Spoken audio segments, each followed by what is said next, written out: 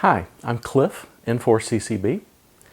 In this video, I want to talk to new hams who are feeling some anxiety about making their first contacts on the air. Now, I know that's not a QRP topic, and so it might seem kind of weird to have this on a QRP blog, but it's something that a lot of new hams struggle with, and I am here to help. So let's get into it. Well, first, in full disclosure, I have an anxiety disorder. It doesn't show. It's something I struggle with internally. It doesn't keep me from being a good employee, a good father, a good husband, or a good friend. But I worry about things that I don't need to worry about. So I feel your pain. With the ham radio hobby, the way I was affected, it wasn't by voice. I could talk to anybody. I could type on digital modes. But when it came time to do Morse code for CW, I was nervous. I'd get so anxious that I really couldn't just answer a CQ. I would tune a station and intend to reply, but I would have to make myself respond to that CQ or make myself call CQ. I just got too anxious. Well, why was I anxious about that? It really just came down to me being afraid I was going to screw up. What if the ham that I was trying to talk to with Morse code was sending too fast and I'd have to ask him to repeat something? Well, to me, that was failure. What if I had to ask him to slow down to QRS? To me, with my mindset at the time, that was failure. What if instead of using abbreviations for words, what if I use some long, kind of cumbersome to spell words? Well, that was not good. What if I misspelled some things? Would they think I was dumb? Okay, so all of that's just kind of goofy, but does that sound like you at all? Do you hear anything in there that reminds you of how you feel about this? Well, if so, I have two words I want to teach you today. So, S-O, what? So what? We're all human. We all make mistakes. When you talk on the radio, when you send Morse code, whatever, you are going to make mistakes. So what? So I guess I just want to help you to overcome that fear by telling you a few things. If you don't believe what I'm about to tell you, just come to believe it so that you can move forward. Ham radio is a hobby. It's a hobby. It's not a profession. None of us are professional hams. As a matter of fact, it's illegal to take money for being hams, right? So none of us can be professional hams by default. So it's just a hobby, just like other hobbies, collecting snow globes, fantasy football, which I like, yodeling. Okay, yodeling's a hobby, and you wouldn't be nervous or upset with yourself if you weren't a professional yodeler, right? You know, it's okay if you're not. It's more than okay if you suck at yodeling. It is. Nobody expects you to be a professional yodeler, so you don't need to put that kind of pressure on yourself.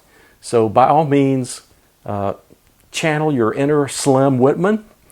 Entertain your pals with The Lion Sleeps Tonight. I don't care. But just don't put the pressure on yourself of having to be a professional at it. Like amateur radio, it's a hobby. No reason to put that pressure on yourself to be perfect at it. Now, you're going to find that nearly all hams are forgiving and nice. We've all been there. All of us came into this hobby knowing nothing and having to learn to be competent over time. And once we achieve a certain level of competence, we still make mistakes. We still make mistakes. So what? When I'm talking to people on the radio, they misspeak. They'll say things that aren't true. Like sometimes I stumble across my words here in these videos. But so what? Does that make us any less human? I don't think so. It makes us more human. Now, to be honest, there are some GOMs out there. GOM, an acronym from my friend Doug Miller, which means grumpy old men. You might tune across the bands and you'll hear a GOM whining about how these new hams are all just appliance operators. Appliance operator. It's a derogatory term that it means that you're different because, by God, when you came up, you didn't have to do what they did, which is to make their own radios out of inner tubes and catcher's mitts and vacuum cleaner parts. I don't know. But because you didn't have the same experience they did, and you haven't done this for 50 years, a GOM will try to make you feel inferior. You know, when I hear that, what I want to do is just key my mic and say, "Excuse me, sir, I'm a little fuzzy on something. Maybe you can help me." So when you press the start button on your microwave, can you kind of walk me through that process of what happens? Like, I know there's like a keypad, a membrane keypad, and when I press that button, there's some kind of contact closure that gets detected by the microprocessor. But help me step through that from that point downstream. Like, what would that source code look like? Maybe you could help me to make my own magnetron so that I could make a microwave like you did. And while we're here, sir, kudos on the engineering job that you did helping to design that $5,000 Yaesu radio that you're talking to me on right now. Well done, sir. Okay, well, I would never do that, right? That's kind of too snarky. But still, you know, it just makes me mad because we're all appliance operators now. All of us. Can you imagine them sending us back in a time machine? What possible good could we do to help these ancient people with technology? You know, you tell them, hey, in the future there will be a switch on the wall, and when you flip that switch, there will be all the electrical power you can ever need. Oh, that's great. How do we make electricity? I don't know, but also in the future, there will be water pumps, and all you have to do is to turn this knob on the faucet and water will flow into your stainless steel sink. Oh, that's great. How do we make a water pump? I don't know. How do we make a faucet? I don't know. How do we make a stainless steel sink? I don't know. Oh my God, I'm an appliance operator. I'm an appliance operator. We're all appliance operators, right? All of us. So again, there is an overwhelming number of nice hams out there who will be forgiving of any mistake that you will make, because they've all made them and probably will make them again tomorrow. No matter how competent you get, you still make mistakes. You hear it all the time. So there's just no reason to feel weird about that. So don't think of yourself as here and me here, or don't think of you and me here and everybody else up here. It's not like that. You know, we're here.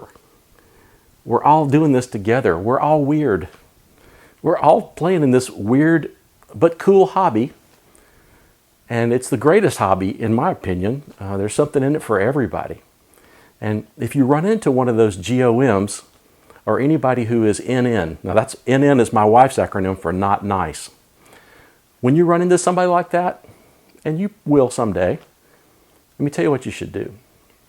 If you look at the front of your radio, there's going to be one knob that's bigger than the rest of them.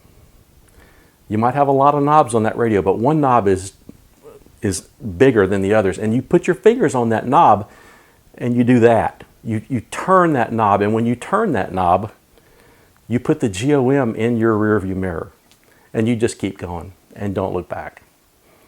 Because whatever they're grumpy about, it's got nothing to do with you. It's more about them. So don't worry about it. Again, you're going to meet a lot of great hams out there who are going to be very helpful and forgiving. So I guess that's about it. Welcome. Go ahead and get your feet wet. You're going to make mistakes. So what?